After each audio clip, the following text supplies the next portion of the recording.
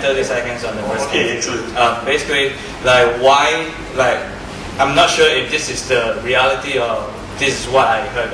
I'm pretty new in this town.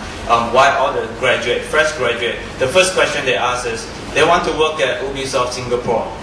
See, why not one person mentioned, I want to work at Rhythm and Hill Malaysia or E1 Studios or whatever, Silver Ant or whatever studio. Why is that? I mean, we have talents in Malaysia, but we never address how to retain the talents. One, like for example, myself, I consider myself a talent, but I've been away for the last 20 years. And there's a lot of Malaysian in LA working in all these AAA titles, even the games or movies, right? How could we address that bigger issue? That how do we retain them? That's one thing. To address the question that I mentioned it before, there's nothing wrong that having the instructor to be an instructor, but at least those person who is involved, like put themselves in a production's experience. Like, when I mention production experience, at least one, it means from beginning to end. It's not just doing the pre-production or you get involved and you consider yourself experienced, but you have to go through all these like tedious, like you just want to kill yourself by doing all this beta testing or even bug fixes. Because when you do a lot of bug fixes in game development, that's where you gain mileage.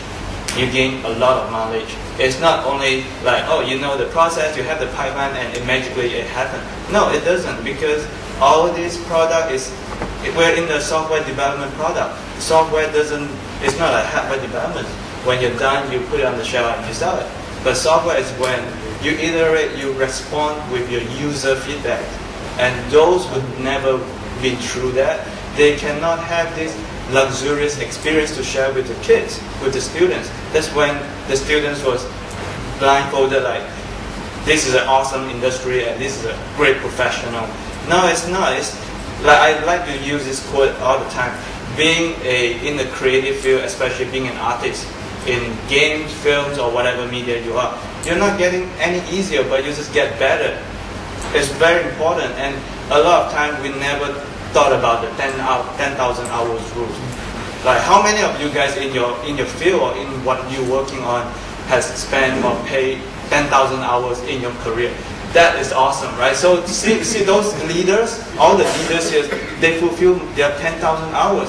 But our new generation, my observation is, they didn't even agree on 10,000 hours or don't even aware of the rules and want to be a manager or want to be a lead and want to be an educator. So I'm going to be blunt here. You are making, like, I mean, it's a downward spiral that we really want to address. Two things: how to retain your talent in Malaysia instead of just, hey, we have this awesome pipeline and processes. Processes come with good talents. Without good talents, the processes will never be iterated. Therefore, you'll never get a product. That's a EA philosophy. People, process, products. It's a snowball effect. Yeah. So I hope I speak enough.